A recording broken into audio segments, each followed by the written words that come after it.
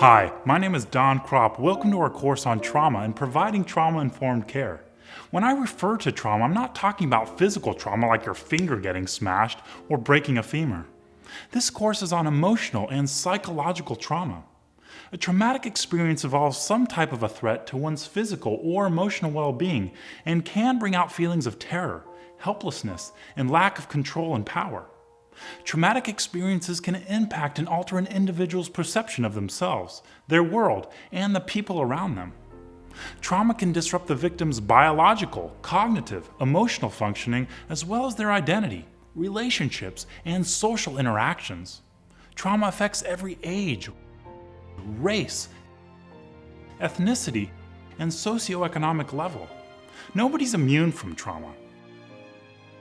Trauma can be a single isolated event or a series of events. Trauma can impact every area and aspect of a person's life.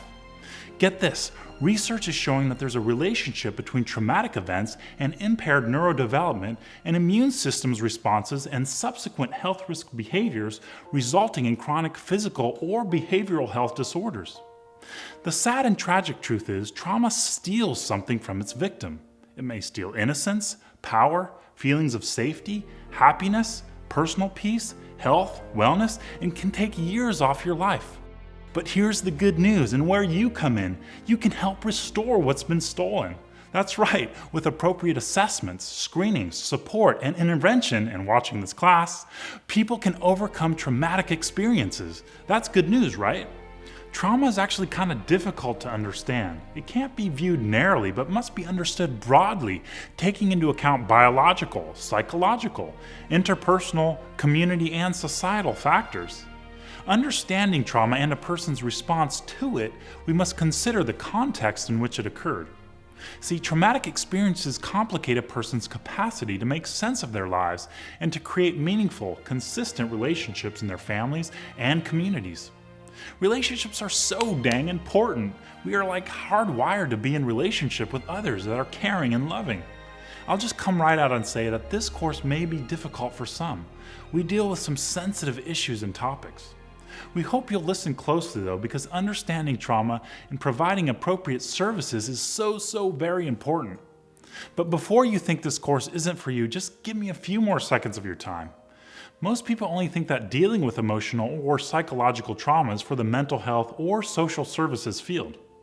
We don't think that's the case at all. We feel that this topic applies to everybody in the healthcare and human services field because the statistics on those who have experienced trauma is so high. The prevalent nature of trauma means that there's a good chance that a person you're caring for, your neighbor, friends, family member, or even yourself have experienced or is currently suffering from some type of trauma at some level. Trauma used to be thought of as an abnormal or uncommon experience, but listen to these staggering statistics related to trauma. A report of child abuse is made every 10 seconds in the United States. And children who experience child abuse and neglect are 59% more likely to be arrested as a juvenile, 28% more likely to be arrested as an adult, and 30% more likely to commit violent crime. Trauma histories are pervasive among youth in America, especially youth from diverse cultural backgrounds. The Center for Disease Control and Prevention state more than 1 in 3 women and more than 1 in 4 men in the United States have experienced rape, physical violence, and/or stalking by an intimate partner. Man, these are some pretty sobering and alarming statistics on traumatic experiences.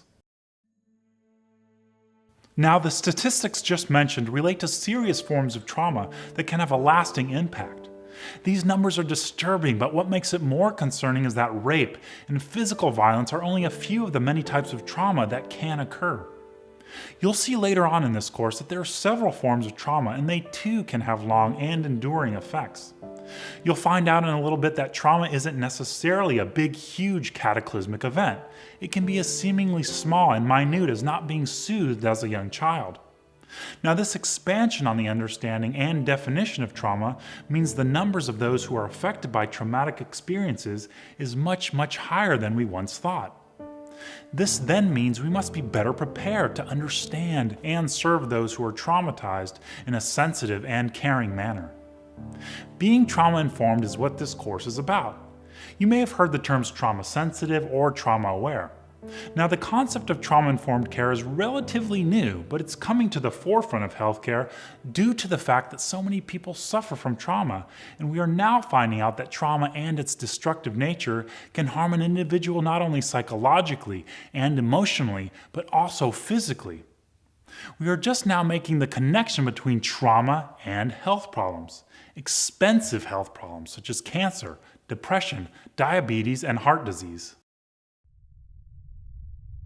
Since the beginning of time, man has experienced trauma.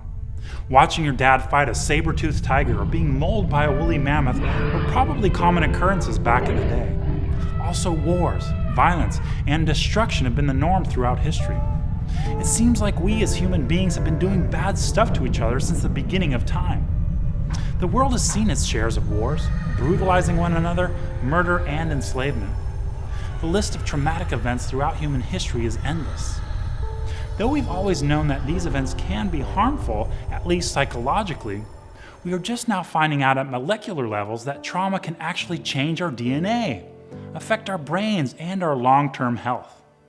We're also learning and understanding that trauma shouldn't be narrowly defined to only include devastating and catastrophic events, but it must also include a host of events such as neglect, having a family member imprisoned, and divorce. All these findings make understanding trauma and trauma-informed care all the more important. It's time to start practicing the universal precautions approach to patient care, which means we presume that all the people and patients we serve have a history of some type of traumatic event, and we change and amend our practices accordingly. The goal of this course is to introduce you to trauma and trauma-informed care. We want to raise awareness to help direct either ourselves or the people we serve toward a path of discovery for recovery. In this course, we want you to see people in a whole new light and be more observant and compassionate when you interact with a patient or even a coworker. Hopefully, this class helps you to become aware of your own traumatic experiences so you can recover and heal. We want you to get to the root of your difficult traumatic experiences as well, so that you can be the awesome, fantastic, cool, great person that you are. I've also been a witness of and victim to trauma, and getting to the core and understanding the root issues has helped me be the awesome person that I am today. I'm awesome. Also in this course, we want you to see society and humanity in a whole new way. When you see a homeless person begging on the street or drugged out individual, we want you to keep in mind that their destructive choices and lifestyles are more than likely the result of traumatic experiences. Drugs, alcohol, and other risky behaviors are probably coping mechanisms to deal with the pain, agony, and sorrow. It's important to note that many of us out there working in our respective facilities and organizations are practicing many of the principles and tenets of trauma-informed care, and that's awesome. The problem is you've been practicing these certain skills, but there hasn't been a name for what you've been doing. The development of the term trauma-informed care gives this approach a name, a common language, and a better understanding of how to practice it. The development and production of this course was a life-changing process for me. I hope it'll be the same for you. Thanks so much for joining me. If you're ready, let's go ahead and begin.